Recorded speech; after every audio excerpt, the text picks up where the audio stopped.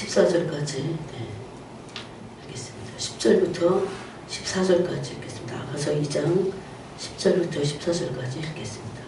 한 목소리로 합독하도록 하겠습니다. 나의 사랑하는 자가 내게 말하여 이르기를 나의 사랑 내 어여쁜 자야 일어나서 함께 가자. 겨울도 지나고 비도 그쳤고 집에는 꽃이 피고 새가 노래할 때가 이르렀는데 비둘기의 소리가 우리 땅에 들리는구나. 무화과 나무에는 푸른 열매가 익었고 포도나무는 꽃을 피워 향기를 토하는구나.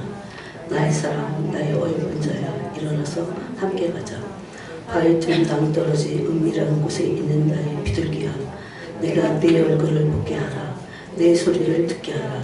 내 소리는 부드럽고 내 얼굴은 아름답구나.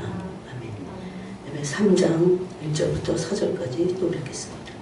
3장 1절부터 읽겠습니다. 내가 밤에 침상에서 마음으로 사랑하는 자를 찾았노라. 찾아도 찾아내지 못하였노라.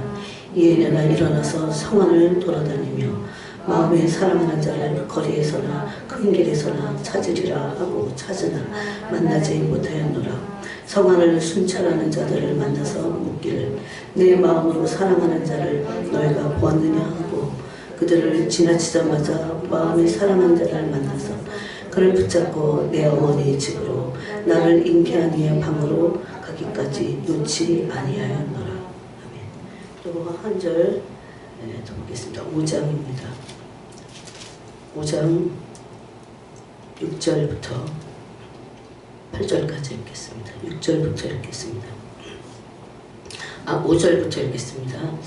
일어나 내 사랑하는 자를 위하여 문을 열 때 모략이 내 손에서 모략의 칩이 내 손가락에서 문빗장에 떨어지는구나. 내가 내 사랑하는 자를 위하여 문을 열었으나 그는 벌써 물러갔네. 그가 말할 때에 내 혼이 나갔구나. 내가 그를 찾아도 못 만났고 불러도 응답이 없었노라.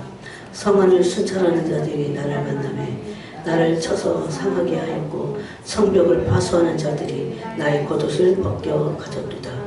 예루살렘 딸들아 너에게 내가 부탁한다. 너희가 내 사랑하는 자를 만나거든 내가 내 사랑함으로 병이 났다고 하려구나. 또 마지막으로 6장 13절을 읽겠습니다. 6장 13절을 읽겠습니다. 돌아오고 돌아오라 술람이 여자여 돌아오고 돌아오라 우리가 너를 보게 하라.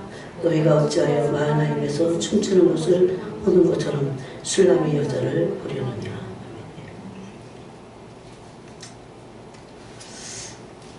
여러분이 이 내용을 지금 이렇게 2장, 3장, 5장, 6장 이렇게 읽으면서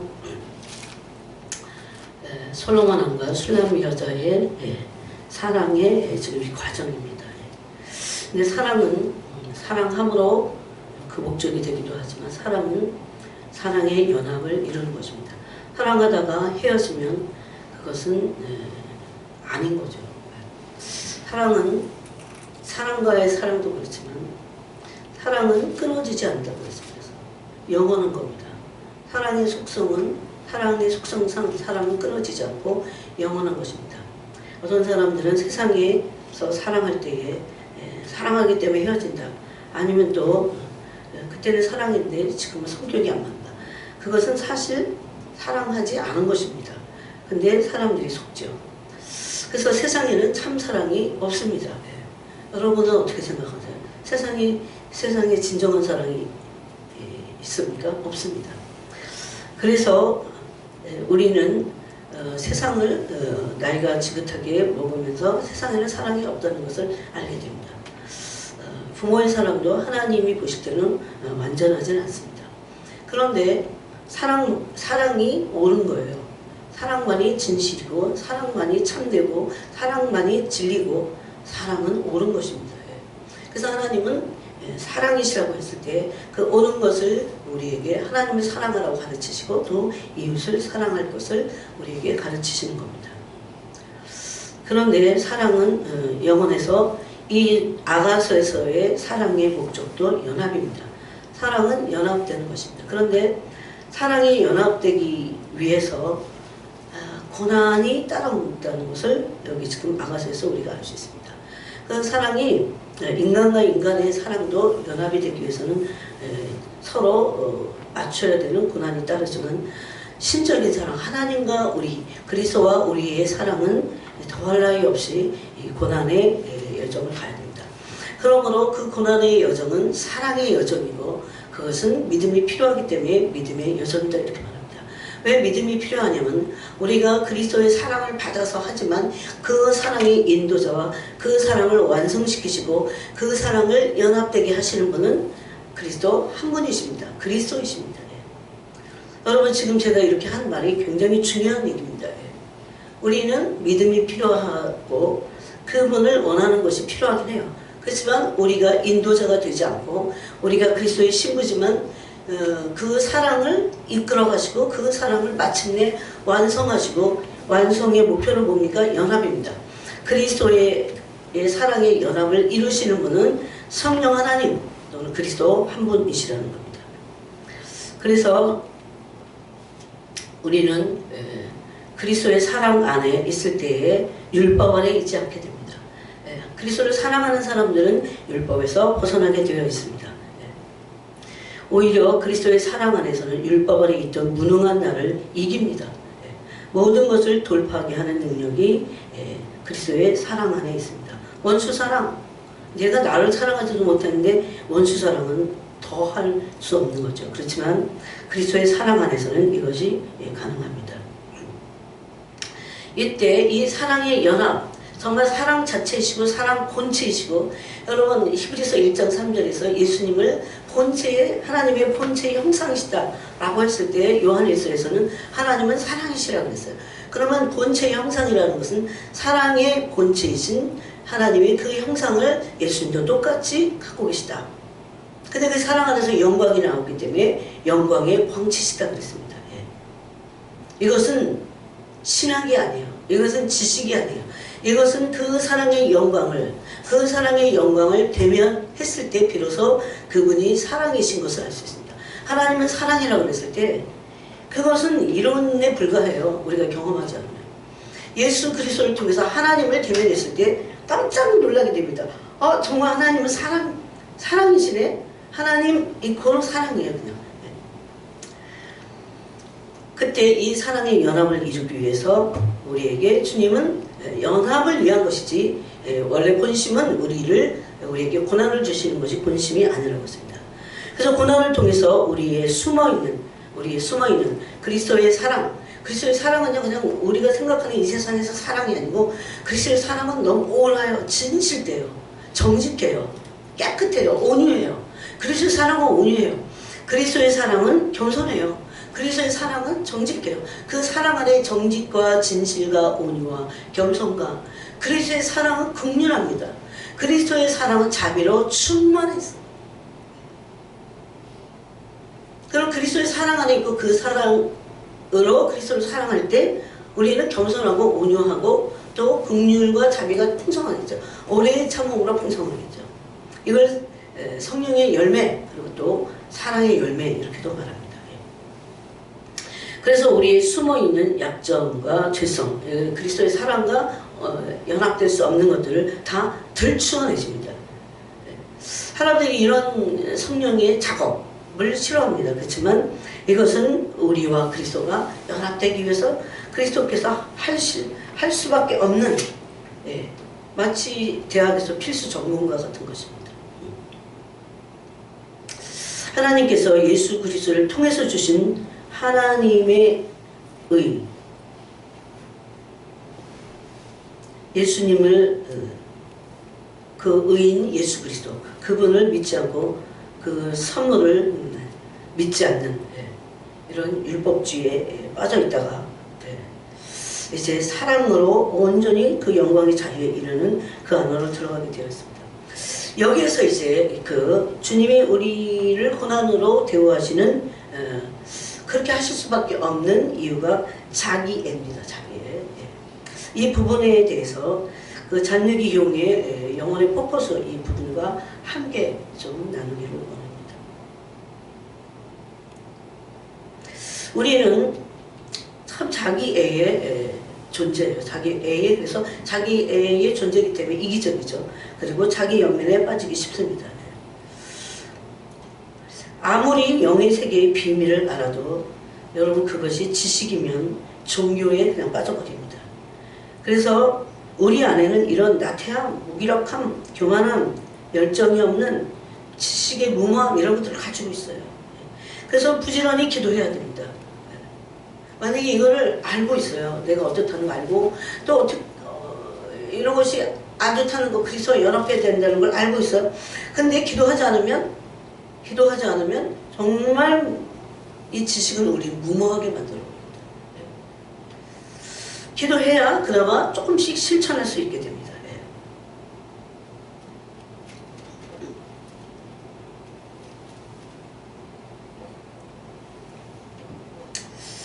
그때 우리가 그리스도와의 사랑의 연합을 위해서 아까 믿음이 필요하다고 했습니다. 그래서 이 믿음의 여정은 고난의 여정이고 또 그리스도와 사랑으로 연합하는 그 여정입니다. 그때 우리가 믿음으로 전적으로 우리 자신을 맡겨야 됩니다. 이 부분을 제가 잘 설명을 해야 되는데 그 다음에 이제 자기를 부인해야 됩니다. 이 믿음의 여정에서 전적으로 그리스도를 의지하고 믿고 전적으로 그리스도를 의지하고 다 맡겨요. 그러면서 자기 부인을 해야 됩니다. 맡김과 동시에 이것을 해야 됩니다. 이 자기 부인은 오늘 이제 자기 애를 어떻게 자기 애인 이기적인 나를 어떻게 부인할 것인가 이 부분 그래야 그리스도와 사랑으로 연합되기 때문입니다. 이 부분을 나누기 원합니다.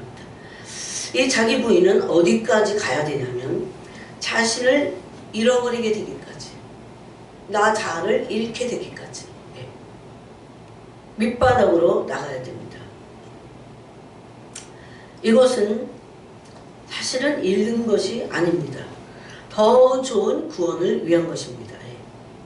이때 알아야 될 지식은 첫 번째는 우리가 나 자신을 잃어버리려고 할 때 나 자신을 부인하고 죽이려고 십자가 죽이려고 할 때 굉장히 불안함을 느낄 겁니다.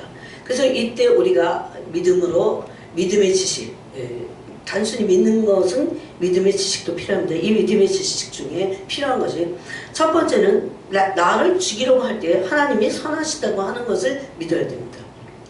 예수님은 십자가에서 자기 자신을 처형하는 무리 또 그것을 허락하신 하나님에 대해서 아버지 왜 나를 버리셨습니까? 이렇게 하셨지만 하나님의 선하심을 믿었습니다. 십자가 위에서 자신을 처형하는 그 순간까지 다 예수님은 하나님의 뭘 믿었습니까? 선하심을 믿었어요. 하나님은 선하시고 그 선하심이 영원하다는 사실을 믿어야 됩니다. 그래야 우리가 자기를 부인할 수 있어요. 그 다음에 하나님은 우리를 밀고 당기신다는 사실을 알아야 됩니다. 오늘 이 자기를 어떻게 부인할 것인가 이것은 사랑의 연합인데 여기 오늘 우리가 읽은 아가서 2장 여러분 잘 이해하고 따라오셨으면 좋겠어요. 오늘 좀 어려운데 아가서 2장 3장 또 5장 6장에서 여러분이 어떤 장면을 보셨어요? 밀고 당기는 장면 사랑에서 저는 아가서를 읽을 때 제일 이해하지 않았던 것들이 이런 거예요. 아니 그냥 불타오르는 사랑을 두 분이 사면 되는데 왜 도망가는 것 같고 또 주님은 막 찾다가 또 없어지고 왜 이럴까? 왜 그래서 성준이 막 찾고 계실까? 특히 3장에 보니 1절에 내가 밤의 침상에서 마음으로 사랑하는 자를 찾아노라 찾아도 찾아내지 못하려노라 이에 내가 일어나서 성안을 돌아다니면서 마치 서로 원하는데도 마치 못 만나고 그리고 이렇게 멀어지는 그런 순간들이 있어요. 이것은 하나님이 우리를 밀고 당기고 하시기 때문입니다. 이제 이것을 좀 설명해보면 여러분 각자가 그리스도의 신부로서 그리스도가 나에게 어떻게 하고 계시는지 알아야 됩니다. 주님께서 영혼을 다루시는 방법입니다. 이것이.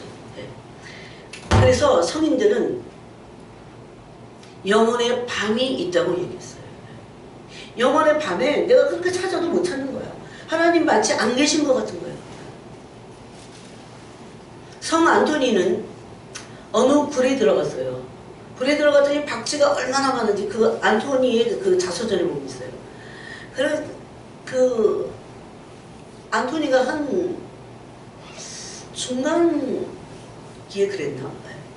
그래갖고 그 박쥐들을 막 이제 물리쳤어요. 막 그런데 그것으로 안토니를 무너뜨릴 수 없으니까 바깥에 하이에나의 모습을 한 악마들이 쫙 깔린 거예요. 여러분 그 옛날에 그거 있잖아요. 그 사자 나오는 그런 얘기. 거기 하이에나 눈 이상은 이런 무섭잖아요. 응? 그때 안토니가 이렇게 말했어요. 물러가라고, 예수님의 이름으로 물러가라고 하면서, 만약에 그리스도께서 보내신 것 같으면 그대로 있고, 그렇지 않고도 너희는 죽일 수밖에 없으니까 물러가라고 했어요. 그때 물러갑니다. 그러고서 이제 동굴에서 쓰러졌어요. 너무 힘이 들어가고 영적 싸움이 너무 다 물러갔어. 그때 주님은 어디 계시냐고 막 이렇게 성 안토니가 울부짖었어요. 그랬더니 주님이 뭐라고 그러셨냐면, 난 아까부터 여기 있었어. 난 아까부터 여기 있었다. 마치 우리 영혼에 대해서는 마치 멀리 계신 것 같고, 어떨 때는 응답하지 않으시는 것 같고, 막 기복적인 신앙은 무조건 모든 기도에 다 응답하시는 것 같지만 그렇지 않으시다는 겁니다. 이것이 우리 영혼을 끌어당기고 놨다 끌어당기는 영혼을 다루시는 방법입니다. 주님은 어떤 때는 우리 영혼이 그분을 향해서 좀 더 빨리 달려오도록 막 하세요. 물론 이것은 당연합니다. 주님을 향해서 달려가야 돼요. 그렇다고 게을러라 이런 얘기 아닙니다. 그런데 또 주님은 어떨 때 마치 도망치시듯 주님 자신이 우리에게서 숨으심으로 우리 영혼을 끌어당기십니다. 그러니까 숨으시는데 그게 끌어당기시는 거예요. 이게 아가서에 기록된 사랑의 특징입니다. 이 말은 넘어짐을 때로는 허락하신다는 겁니다. 다 해보세요. 하나님이 다 막지 않으셨어요. 넘어짐을 허락하시고 다시 이게 하나님이 넘어지도록 계략을 짜서 악한 시험을 막 하시고 이러는 게 아니에요. 넘어짐을 허락하십니다. 이것은 전적으로 우리가 정말 그리스도께 완전히 굴복되는 것. 그걸 다른 말로 하면 겸손. 내 자아가 얼마나, 내 자신이 얼마나 연약한 존재이지. 여러분, 이런 그리스도가 사랑스럽지 않으세요? 너는 네 힘으로 나를 사랑 못해. 이렇게 말씀하시는 거예요. 그래서 내 힘으로 막 의지적으로 막 그렇게 해서 되는 일이 아닙니다. 그래서 때로는 넘어짐을 허락하셔서 다시 우리 영혼을 거기서 끌어올리십니다. 건져내세요. 넘어짐을 허락하실 때는 우리 영혼이 밑바닥까지 가서 거기서 자신의 한계를 느낍니다. 난 아무것도 할 수 없는 존재였구나. 은혜 받을 때 그 은혜에도 도취되지만 은혜 받은 자기의 온전한 모습, 이 빛에 자기가 도취됩니다. 이 빛은 1도 1%도 나에게서 나온 건 없거든요. 다 하늘 아버지로부터, 빛들의 아버지께로부터 온 것인데도 불구하고, 여러분이 이것을 우리가 아는 것 같지만 실제적으로 이런 삶이 닥쳤을 때 우리는 여기서 벗어나고자 자기 스스로 자기 혼자서 난리를 부립니다. 그리스도를 전적으로 의지하지 않습니다. 왜냐하면 자기 힘을 의지하기 때문입니다. 그 완전히 밑바닥까지 가야 돼요. 그래서 완전히 밑바닥까지 가서 저는 이런 영성을, 주님의 손길을 느낄 때마다 자유함이 생겨요. 자유함. 그거는 나 자신에게서 속박됐던, 나 자신이 하겠다고 하는, 이게 율법주의거든요. 그 율법주의에서 해방되는, 계속해서 해방. 오히려 그래서 주님께서 고난을 허락하셔서 우리가 밑바닥까지 내려갔을 때 거기서 자신의 한계, 스스로 아무것도 할 수 없고 빠져나올 수도 없다는 존재. 이게 뭡니까? 전적 타락했는데 전적으로 무능해요. 무능도 조금, 어떤 사람은 좀 덜 무능하고 어떤 사람은 많이 무능하고 그런 게 아니에요. 전적 무능입니다. 전적이라고 하는 것은 모든 사람이 무능하다는 것을 말합니다. 이것을 로마서 3장에서는 이렇게 말씀하고 있어요. 자, 로마서를 한번 보세요. 로마서 3장에서는 의인은 없나니 하나도 없으며, 10절에 그렇게 했어요. 또 19절에서는 그 아래도 마찬가지입니다. 그러면서 19절에 우리가 알거니와 물론 율법이 말하는 바는 율법 아래 있는 자들에게 말하는 것이니 이는 모든 입을 막고 온 세상으로 하나님의 심판 아래에 있게 하려 함이라. 어떤 인간도 육체적으로 이 선을 이룰 어떤 육체도 없다는 겁니다. 그래서 우리는 전적으로 무능한 빠져나올 수도 없는 그 존재의 무능을, 나 자신의 존재의 무능을 철저히 깨닫게 하신다는 거예요. 이게 하나님의 뜻이에요. 우리를 향해서 거룩한 신부가 되게 하시는 그 과정에서 철저하게 밑바닥까지 가서 내가 아무것도 할 수 없는 철저히 그런 무능한 존재임을 깨닫게 하신다는 거예요. 이런 바닥에 추락 없이는 겸손을 할 수 없기 때문입니다. 겸손은 그냥 겸손이 아니에요. 하나님을 전심으로 의지하게 돼 있어요. 그 영혼은. 그래서 그리스도가 찾으시는 그 신부들의 영혼은 그리스도 외에는 어떤 것도 원할 수도 없어요. 또 그리스도 외에는 어떤 것도 의지할 수 없다는 것을 이런 처절한 추락을 통해서 깨닫게 된다는 겁니다. 이때 참된 신앙인은 하나님을 처절하게 의지합니다. 이게 추락하고 또 추락하고 밑바닥까지 가면 갈수록 하나님을 등을 지고 신앙이 막 꼬꾸라져갖고 못 일어나고 마귀에게 내주고 그러지 않아요. 어떻게 합니까? 완전히 그 밑바닥까지 더 들어가서 어떻게 합니까? 하나님을 처절하게 의지합니다. 처절하게. 이때 자신의 한계와 무능을 존재적으로 깨닫게 됩니다. 이것이 여러분 은혜예요. 이런 깨달음 없이 우리는 그리스도와 동행할 수 없습니다. 왜? 내가 너무 괜찮아. 이게 자기 부인의 첫 번째입니다. 자, 이런 깨달음을 위해 그리스도께서는 넘어짐을 허락하신다는 겁니다. 그런데 오직 이런 넘어진 나를 사실은 실제적으로는요, 넘어진 내가 톡톡 털고 나 혼자 일어나는 게 진짜 일어나는 게 아니에요. 근데 내가 괜찮아서 일어나고 아니면 다음에는 이제 안 넘어져 이러는 게 아니에요. 서 있거나 넘어지는 것이 그 주인에게 달렸다. 그런 말씀을 하셨어요. 오직 진짜 넘어지면서 다시는 넘어지지 않게 하고 아니면 넘어지는 나를 진짜 온전히 일으켜 주실 분은 그리스도 밖에는 없어요. 오직 그리스도만이 이런 나락에서 구원하실 수 있는 능력이 있음을 우리가 처절하게 깨닫는 겁니다. 그래서 그런 사람들 자기를 의지하지 않아요. 자기가 조금 좀 괜찮다는 어떤 행동을 할 때 그런 자기를 의지하지 않아요. 이것이 자기의 발판이 될 수 없어요. 믿음의 발판이 나의 의 이런 게 될 수 없어요. 우리의 믿음의 터는 오로지 그리스도입니다. 그래서 여러분 자아를 부인할 수 있을 뿐만 아니라 이것은 그리스도만을 나의 터전으로 믿음의 터로 삼는 그것이 그런지 아닌지를 하나님이 그리스도를 통해서 우리를 그렇게 연단하신다는 겁니다. 근데 예수님은 마태복음 7장에서 만약에 그리스도가 우리의 믿음의 터가 아니고 나라면, 나의 어떤 행위라면 그렇다면 어떻게 될까요? 그것은 무너짐이 창수가 나고 바람이 불 때 실제적으로는 무너짐이 심하다고 그랬습니다. 참 두려운 말씀이에요. 그래서 뭘 했냐 안 했냐 나의 행위 이런 것들이 무익하지. 우리는 했냐 안 했냐 이런 것들이 뭐를 얼마나 했냐 이런 것들이 내 믿음의 터가 될 수가 없다는 겁니다. 오로지 그리스도. 이것은 사탄이 우리를 가지고 장난치고 우리를 속이고 흔들 수 있는 얼마나 굉장히 좋은 초점입니다. 여러분 그러니 다 내려놓고 그리스도에게 맡기고 그리스도만을 붙잡고 가면 되잖아요. 그 위대한 사도 바울은 나중에 정말 이걸 깨달았어요. 그래서 요새 우리가 빌립보서를 묵상하지만 빌립보서에서 잡힌받은 그것, 잡힌받은 그리스도께서 나를 잡았어요.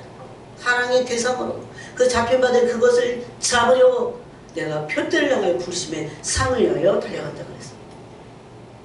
그에게 있어서 그리스도는 바울의 터였습니다.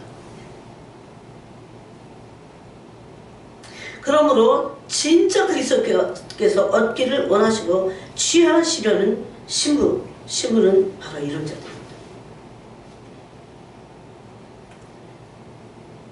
그 신부도 그리스도만을 원하고 취하고 그리스도의 능력으로 살고 그리스도에 의해서 살 수밖에 없는 존재임을 깨닫는 자들이에요. 그게 진짜 신부입니다. 그래서 그리스도가 어디로 이끌든지 따라갈 수 있는 자들. 이때 신부는 전적으로 그리스도를 의지하게 되어 있습니다. 자아에게서 어떤 능력이 없음을 깨달아요. 특히 그리스도를 사랑할 수 없는 그 능력이 없음을 깨달아요. 네. 그래서 신부의 그리스도를 향한 지조와 정결은 진심으로 이걸 깨닫고 그분을 원하는 겁니다. 그런 매여있는 자아로부터 진실로 해방을 바꿉니다. 자기 자신에게 기대하는 것이 아무것도 없습니다. 사랑하는 그리스도께 기대하고 또 의지하는 법을 배우기 시작합니다. 그래서 자기 부인은 그리스도를 의지하는 것, 하나님을 의지하는 것으로 시작합니다. 자, 시편 56편을 한번 읽어보겠습니다.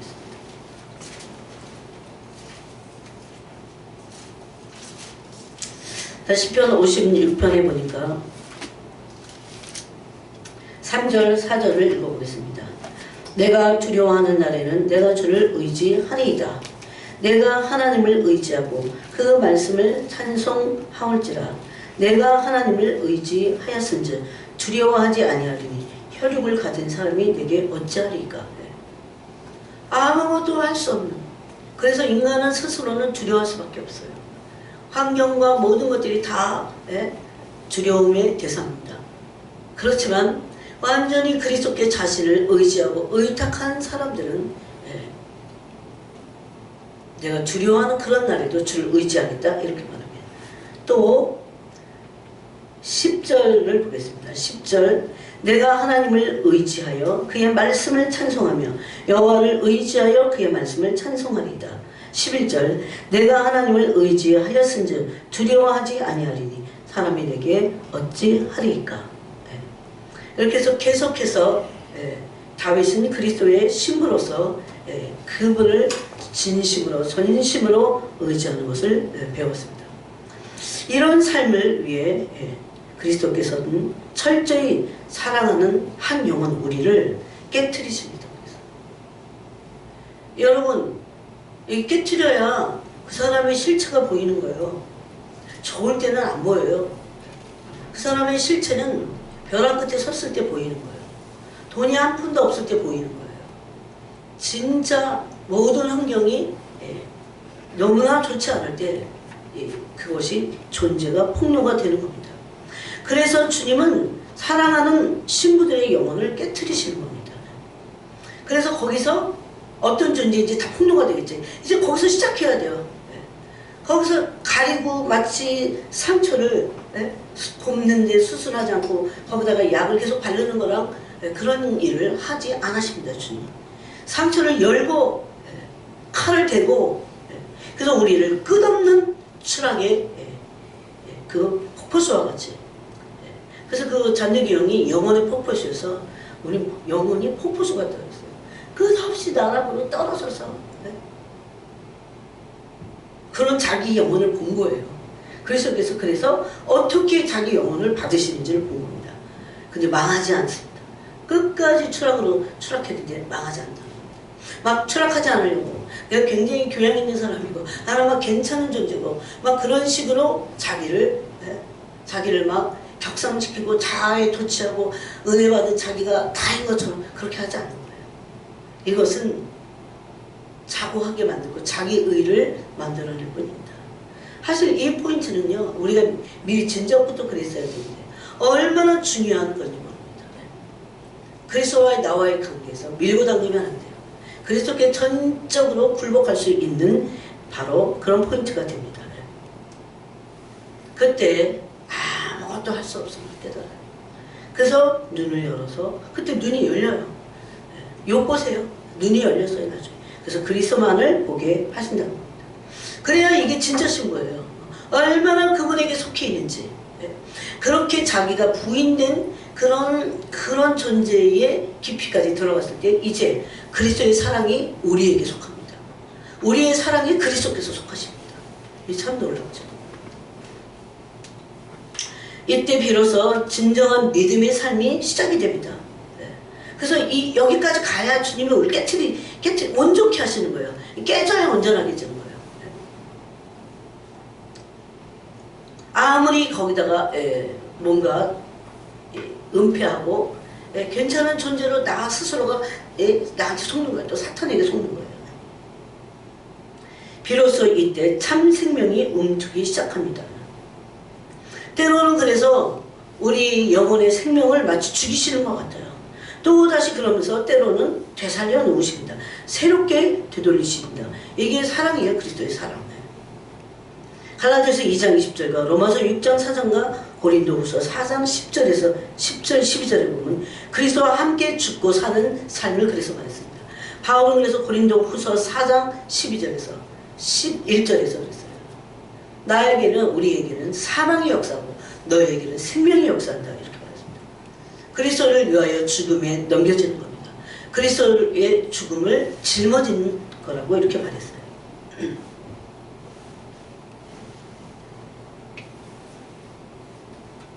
그래서 마침내 자신 안에는 영혼인 내 영혼 안에는 선한 것이 없음을 알게 됩니다. 그런데 그리스도의 목적도 마찬가지입니다. 신부들에게 선한 존재를 맛보게 하십니다. 선이 무엇인지를. 선을 알고 선이신 그리스도를 맛보고 또 선한 존재가 되기를 원하십니다. 그리스도가 선하시듯이 우리가 선한 존재, 의로운 존재가 되기를 원하십니다. 그것을 위해서 그리스도의 의가 내 의가 되는 거죠. 그것을 위해서 끊임없이 계속 추락을 허락하시는 거예요.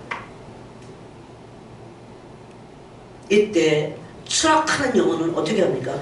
완전히 자신의 영혼을 그리스도께 맡겨드리는 것입니다. 맡기는 것부터 우선적으로 해야 돼요. 여러분 때로는 자아의 죽음 이것도 스스로 할 수 없어요. 뭐든지 그래서 율법 아래서 하는 것들은 자기 의가 되고 또 할 수도 없다고 할 수 있는 육체가 없다고 그랬어요. 이것이 그런 의미라는 겁니다. 그래서 자아의 죽음도 스스로 할 수 없음을 깨닫고 죽음과 생명을 얻게 되는 이 모든 것을 그리스도께 맡긴다는 겁니다. 그럴 때 비로소 그리스도께서는 그리스도에 의해서 그리스도께서는 우리를 선한 존재가 되게 그 기름을 부으신다는 겁니다. 이거는 그런데 고난이 아니고는 우리 자신이 밝혀지지 않아요. 희한하죠 이게.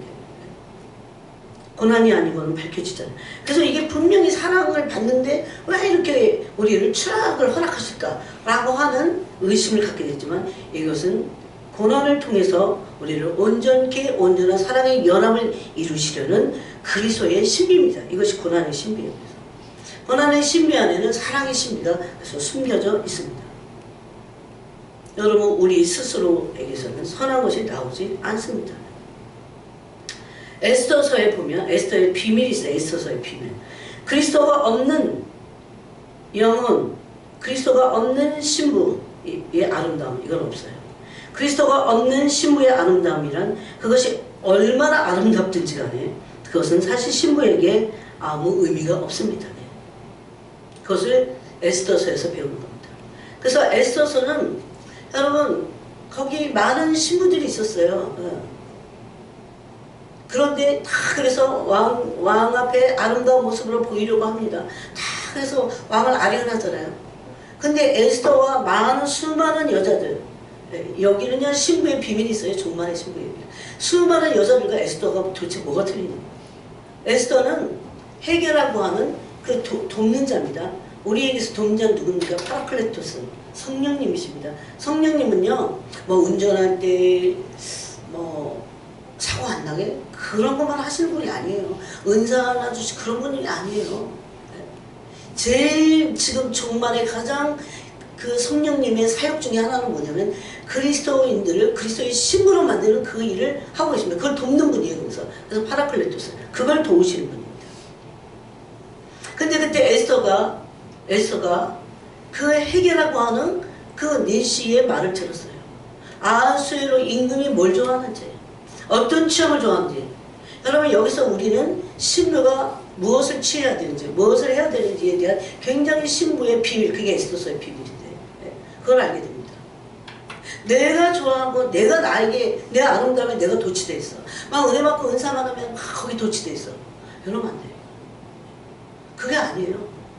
아무리 큰 은사가 오고 아무리 어떤 광명의 빛이 온다고 해도 오로지 그리스도를 붙잡아야 돼요. 그래서 이걸 놓치면 안 됩니다. 에스더는 자기의 아름다움에 자기가 도취되지 않았어요. 또 자기가 원하는 것을 취해서 왕 앞에 서지 않았어요. 정말 회개가 원하는 대로. 회개는 오랫동안 왕의 신부들을 다뤄봤기 때문에 왕이 뭘 좋아하는지 알아요. 그래서 왕의 마음을 사로잡아야 되거든요. 왕의 마음을 사로잡으려면 어떻게 해야 되는지를 회개를 한 겁니다. 그래서 거기 자세히 읽어보면요, 에스더서가 그렇게 했어요. 다른 여자들은 막 무슨 방에 들어가서 자기가 좋아하고 막 이런 걸 막 이것도 해보고 저것도 해보고, 그런 시간을 낭비할 시간이 없습니다. 정결케 하는 그런 그 정결한 기한이 끝나고 나서는 왕 앞에 섰을 때 항상 회개의 도움을 받아서 왕이 무엇을 원하시는지. 중요한 건 뭡니까? 내가 아름다운 뭐예요? 그리스도를 뺀 아름다움 아무 소용없어요. 아무 소용없어요. 그래서 그리스도의 성품을 담는 신부가 진짜입니다. 겸손과 온유입니다. 그때 중요한 건 왕의 마음입니다. 마음. 왕의 마음을 사로잡는 겁니다. 신부가 신랑이 아닌 자기 만족, 자기 도취, 자신을 위해 꾸몄던 장식들을 제거해야 됩니다. 그래서 이게 무슨 말인지 여러분 아실 겁니다. 은혜 받은 자기, 깨달은 자기, 괜찮다고 하는, 자기가 볼 때 괜찮다고 하는 자기, 이건 종교인들이에요. 종교인들. 오로지 그리스도와 그 은밀한 사랑을 나누기 위해서 온 마음을 다 줄 수 있고, 이것도 성령에 의해서입니다. 그리고 그리스도가 뭘 원하신지 정말 우리의 마음을 다 드리기를 원하고, 그 다 그리스도께 드린 그 사랑의 마음에 그리스도께서도 우리 마음에 속하기를 원하신다는 겁니다. 근데 여기서 그렇게 되면 자기를 바라보게 돼 있어요. 그래서 도취하는 순간 그리스도의 사랑에서 벗어나서 모든 것이 그리스도의 은혜임에도 불구하고 그것을 벗어나게 됩니다. 근데 이게 좀 어려운 말 같지만요, 절대 그러지 않습니다. 이거는 너무나 중요한 포인트예요. 그리스도의 신부들이 어떻게 할 것인가에 대한, 왜 도대체 그리스도 당신의 신부들을 왜 성령께서는 그렇게 추락시키시는가, 밑바닥까지 가게 하시는가. 바울은 천사들과 사람들이 구경거리가 됐다고 했어요. 하는 그런 말씀을 읽을 때마다 이해가 안 가세요. 고린도 전서에 있나요? 이게 고난의 신비예요. 근데 그 신비 안에는 사랑이 있다는 겁니다. 그래서 우리는 그 사랑을 믿고 그 사랑을 붙잡을 때 붙잡힌 바 된 거잖아요. 그래서 붙잡을 때 우리 실패하지 않습니다. 사탄이 어떻게도 할 수 없어요. 그런 사람들. 이것을 비로소 알게 될 때, 이건 뭡니까? 자기 의에 빠져 있는 상태입니다. 절대 이것은 어둠이에요. 그리스도를 온전히 그 사랑을 볼 수 없습니다. 여러분, 가리는 게 얼마나 많은지 아세요? 자기 사상, 자기 의, 그런 게 어디 있어요? 성경에 어디 있어요? 그런 게 어디 있어요? 세상에 흐르는 그런 철학이 어디 있어요? 성경에. 그런 사상들이 어디 있어요? 성경에. 그리스도에게 있어요? 그럼 따라가고 그걸 붙잡아야지. 없습니다. 다 버려야 될 거예요. 다 버려야 될 거예요. 우든 자든 다 버려야 돼요. 아직도 여러분이 뭔가 갈등이 느껴지세요? 그런 거 대하면 그럼 붙잡고 있는 거야. 아직도. 그래서 그래요. 이때 되게 부정적인 것 같지만 그러지 않습니다. 신부는 자신의 연약함을 봅니다. 비천함을 봐요. 죄를 봅니다. 그렇지만 그리스도만을 바라고 그리스도에게만 마음을 드리고 그런 존재가 되기까지 참으로 그리스도만을 바랄 수밖에 없는 자기가 그런 존재라는 것을 깊이 깨닫게 됩니다. 어느 순간은 절망하겠죠. 추락하면서. 그래서 이 추락이 그렇게 필요했다는 것을 알게 돼요. 그래서 실패하지 않습니다. 이것이 고린도후서 4장의 비밀입니다. 박해를 받으나 망하지 않아요. 한번 볼까요? 고린도후서 4장.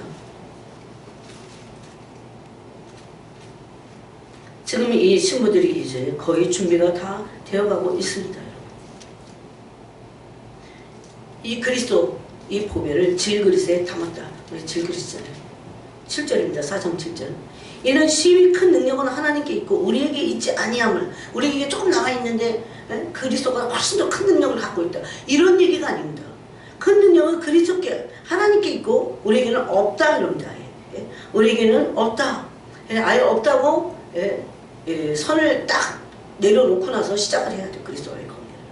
그러면서 바울은 이런 대사도고 이방인의 사도로서 복음을 전하고, 그가 무슨 뭐 여행을 그냥 놀러 다니는 게 아니잖아요.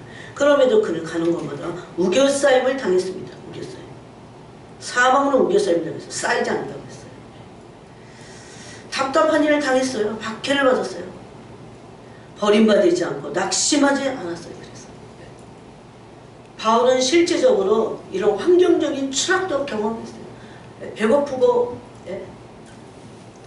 40에 하나 가마는 매를 맞고 태장으로 맞고 동족의 위험과 강이며 바다이며 산이며 온갖 위험을, 이 추락을 끝도 없이 했어요. 그가 배운 거 하나. 또 고린도 후서 1장에는 뭐라고 하냐면, 고린도 1장을 보세요. 바로 이겁니다. 8절에 형제들아, 우리가 아시아에서 당한 환난을 너희가 모르기를 원하지 아니하는 힘에 격돌하고 심한 고난을 당하여, 완전히 바울의 삶은, 바울의 모습은 구겨졌어요. 살 소망까지 끊어졌어요. 얼마나 매를 맞았는지. 우리는 우리 자신이 사형 선고를 받은 줄 알았다 그럽니다. 이제 다 죽어, 하도 매를 맞아갖고 영문밖으로 갖다 버렸잖아요, 바울을. 그런데 바울은 이렇게 말합니다. 그 사형 선고를 받아갖고 살아났다, 뭐 이런 얘기를 할 필요 없어요. 왜냐하면 그보다 더 중요한 얘기를 지금 하고 있어요. 이는 왜 이렇게 하셨냐, 왜 이렇게 바울을 심하게 주님이 다루시고 끝까지, 하나님 그거 막으실 수 있잖아, 하지 않으셨어요. 추락하게 하시고 계속 곤두박질치게 하시고 계속 사람들과 천사들의 구경거리가 되고, 매를 맞아갖고 사람들이 쭉 둘러서갖고 막 구경하는 거예요. 바울이 매 맞는 모습을. 근데 그렇게 대사도인데도 하나님이 바울이 매 맞게 놔주셨지 건져주시지 않았다는 겁니다. 이 엄청난 고난이 마치 물이 떨어지듯이 추락한 거예요. 그때 이는 뭐라고 합니까? 우리로 자기를 의지하지 말고 오직 죽은 자를 다시 살리시는 하나님만 의지하게 하시나. 이것을 단순히 바울의 위대한 믿음이다 이렇게 말할 수 없어요. 거기서 보는 거죠. 완전히 밑바닥까지 가서 하나님을 처절하게 의지할 수밖에 없는, 아무리 자기가 손수건만 흔들어도 다 병을 낫게 하는 존재지만, 바울은 고린도서에서 뭐라고 합니까? 사탄의 가시를 하나님이 나에게 주셨다, 그렇게 말합니다. 진짜 겸손을 배우는 겁니다. 그는 전적으로 하나님을 의지했어요. 은사 갖고 그래서 장난치지 않았어요. 자기의 은사에, 자기의 자기됨에 도취되지 않았어요. 그러는 순간 교만해져갖고 자기 의가 돼서 눈이 멀어져서 사탄의 이용 수단이 될 겁니다. 오로지 그리스도만을 바라고 여기서 자기를 의지하지 말고, 자기를 의지하지 않아, 오직 죽은 자를 다시 살리시는 하나님만 의지했다 이렇게 말합니다. 그렇게 될 때 다 그리스도의 신부들의 영혼이 다 드러나게 됐어요. 다. 그래서 거기서 그리스도는 다시 그 완전히 드러난, 어떻게 보면 너무 한심해요. 그런 영혼에 주님이 다 수술할 거 하시고 또 그를 위로하시면서 그 영혼을 만드십니다. 당신의 사랑스러운 신부로 만들어 가셔요. 그렇게 될 때 비로소 친밀함이 시작됩니다. 친밀함. 이때부터요. 왕의 마음을 왜 사로잡은 신부가 됐기 때문에. 그렇다고 끝난 건 아닙니다. 물론 완전히 우리가 그 그리스도의 신부로 그 혼인잔치에 참여할 때까지입니다. 그래서 그 추락이 그리스도의 신부를 향한 사랑이었다는 걸 알게 돼요. 이게 얼마나 역설적입니까? 이것이 진짜 사랑임을 깨닫게 되고 전적으로 그때 이제 나를 마음껏 맡깁니다. 진실로 맡깁니다. 맡길까 말까 딜하고 그러지 않아요. 전심으로 전적으로 자신을 맡겨요. 왜 받기를 받아도 망하지 않으니까. 그걸 믿으니까.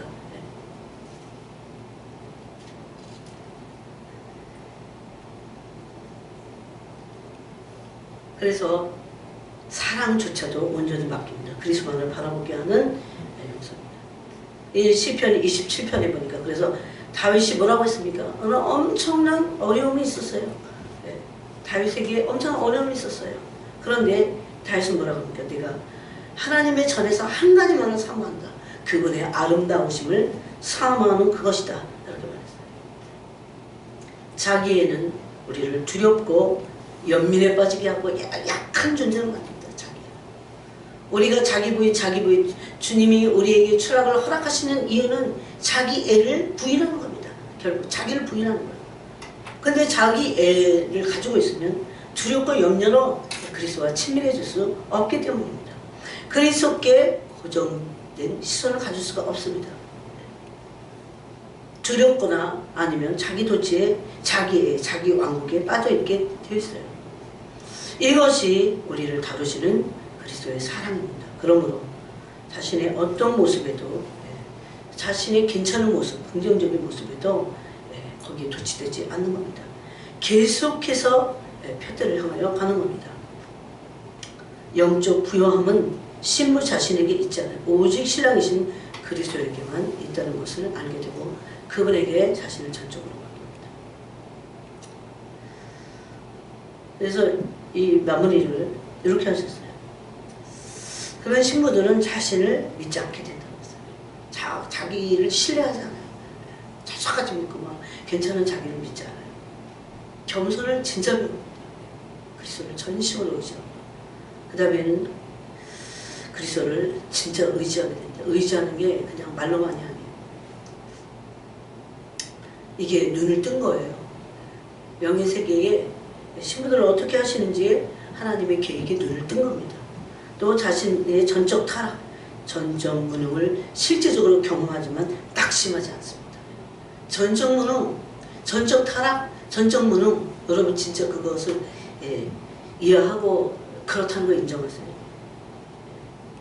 그 앞에도 낙심하지 않습니다. 그럴 때 자기를 바라보지 않아요. 이제 더 이상 자기를 진짜 구원하시고 구속하시려고 하는 그리스도의 사랑, 그분을 바라보게 됩니다. 그래서 낙심하지 않는 거죠. 그것이 아브라함이 그랬습니다. 다윗이 그랬어요. 이럴 때 사랑의 그리스도와의 연합이 진짜 이루어지게 됩니다. 그래야 그 성품 안에서 온전한 것들을 이룰 수 있습니다. 오늘 이 부분을 가지고 여러분이 기도하시기 바랍니다. 하나님 아버지 감사합니다. 오늘 믿음의 선진들이 어떤 길을 걸어간지 바울이